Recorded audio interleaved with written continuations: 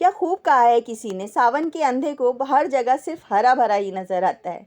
Hi friends, मैं हिज़ा ज़िंदगी के सफ़र में अपनी नई कहानी के साथ आपका स्वागत करती हूँ। उम्मीद करती हूँ आप लोग जहाँ कहीं भी होंगे बहुत अच्छे होंगे। ये कहानी है दो सोच की, दो नेचर की, दो ह्यूमन बीइंग की। तो चलिए शुरू करती हूँ मैं आज की अपनी नई कहानी। एक बाबा थे जो एक पहाड़ी पे एक छोटे से गांव में रहते थे। उनके मानने वाले बहुत दूर दूर से आते थे। उसी में ये दो बिजनेसमैन भी थे जो इनके पास आते थे। बाबा सबको ज्ञान की बातें दिया करते थे और लोग इनके पास आके बहुत सुकून महसूस करते थे। एक बार इनमें से एक बिजनेसमैन ने बाबा से कहा कि बाबा, अब बहुत सालों से मैं बिज़नेस कर रहा हूँ, बच्चे भी बड़े हो गए हैं, बिज़नेस सेट हो चुका है। अब मैं सोच रहा हूँ कि मैं यहीं पे कहीं अपना घर बना लूँ ताकि मैं जब आऊँ तो आपके पास आराम से रह पाऊँ। तो बाबा ने कहा ठीक है, बना लीजिए। तो उन जो बिजनेसमैन थे उन्होंने कहा कि बाबा, घर तो मैं बना लूँ लेकिन आप मुझे ये बताइए कि यहाँ पे लोग कैसे हैं। तो बाबा ने कहा कि बेटा, तुम मुझे ये बताओ कि तुम्हारे आसपास लोग कैसे हैं।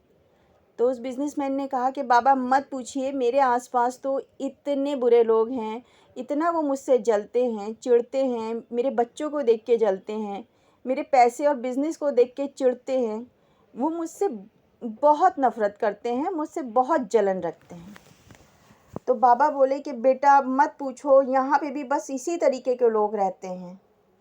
तो उस बिजनेसमैन ने कहा कि सही में बाबा, यहाँ पे भी ऐसे ही लोग रहते हैं। तो बाबा बोले हाँ बेटा, यहाँ पे भी ऐसे ही लोग रहते हैं। तो बिजनेसमैन बोला कि फिर यहाँ रहने का कोई फ़ायदा नहीं बाबा, मैं जहाँ रह रहा हूँ वहीं सही हूँ। बाबा बोले बिल्कुल सही कह रहे हो, क्योंकि यहाँ पे भी वैसे ही लोग हैं। तुम यहाँ पे भी घर बनाओगे और परेशान हो जाओगे, यहाँ पे भी उतने ही बुरे लोग रहते हैं।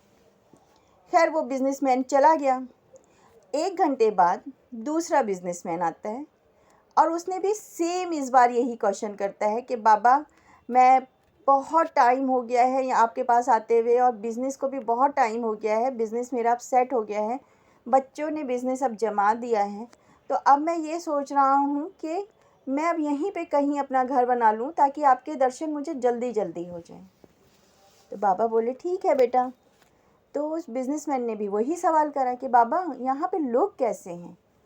बाबा बोले बेटा ये बताओ कि तुम्हारे अड़ोसी पड़ोसी कैसे हैं। तो बिजनेसमैन बोला कि बाबा, मेरे अड़ोसी पड़ोसी तो बहुत अच्छे हैं, बहुत कोऑपरेटिव हैं, बहुत सपोर्टिव हैं। मैं जब बिज़नेस के टूर पे बाहर जाता था तो मेरे बच्चों का, मेरे बीवी का वो पड़ोसियाँ बहुत ख्याल करते थे। अगर कोई प्रॉब्लम होती थी तो हेल्प कर देते थे, बहुत हेल्पफुल नेचर के हैं, बहुत अच्छे लोग हैं। तो बाबा बोले कि बेटा, यहाँ पे भी सेम तरीके के लोग रहते हैं, बहुत अच्छे लोग हैं, बहुत सपोर्टिव हैं, बहुत केयरिंग है, अपने पड़ोसियों का बहुत ख्याल रखते हैं। तो वो बिजनेसमैन खुश हो गया और उसने कहा कि ठीक है बाबा, फिर मैं यहाँ पे घर बना लेता हूँ। वो बिजनेसमैन तो चला गया, लेकिन जो उनके शिष्य थे वो ये बात सुन रहे थे कि बाबा ने एक ही टाइम पे सिर्फ 1 घंटे के फ़र्क में दो लोगों को अलग अलग बात क्यों बोली। उसमें से एक शिष्य बोला कि बाबा, मैं आपसे कुछ पूछना चाहता हूँ। बाबा क्योंकि उसके दिल की हलचल जान चुके थे तो वो बोले कि हाँ बोलो। वो बोला कि बाबा, आप एक बात बताइए कि आपने अभी 1 घंटे पहले एक को बोला कि ये जगह अच्छी नहीं है, बुरे लोग रहते हैं, वहीं 1 घंटे बाद आपने एक दूसरे बंदे को बोला कि ये जगह बहुत अच्छी है, यहाँ पे बहुत अच्छे लोग रहते हैं। तो बाबा मुस्कुराए। बाबा बोले कि मैं उसकी सोच नहीं बदल सकता था। वो जो पहला वाला बंदा था वो अच्छाई में भी बुराई ढूंढ लेगा। यहाँ कितने भी अच्छे लोग, अगर लोग उसकी मदद करेंगे तो वो यही कहेगा कि लोग उससे जल रहे हैं, उसके बारे में जानने की कोशिश कर रहे हैं, उसके घर में इंटरफेयर कर रहे हैं। जबकि हो सकता है कि वो लोग उसको सपोर्ट ही कर रहे हों, उसकी केयर कर रहे हों। और जो दूसरा वाला बंदा है वो बुराई में भी अच्छाई ढूंढ लेगा। तो समझे दोस्तों, हम जैसे होते हैं हमें दुनिया वैसे ही नज़र आती है। अगर हम खुद अच्छे हैं तो हमें दुनिया अच्छी नज़र आएगी, और अगर हम खुद बुरे हैं तो हमें दुनिया में चाहे कितने भी अच्छे लोग हों, हम उनमें कोई ना कोई बुराई ढूंढ ही लेंगे। कुछ नहीं होगा तो हम यही कह देंगे कि अच्छा, उसकी शक्ल अच्छी नहीं, उसकी चाल अच्छी नहीं, उसका नेचर अच्छा नहीं, वो खुद अच्छा नहीं।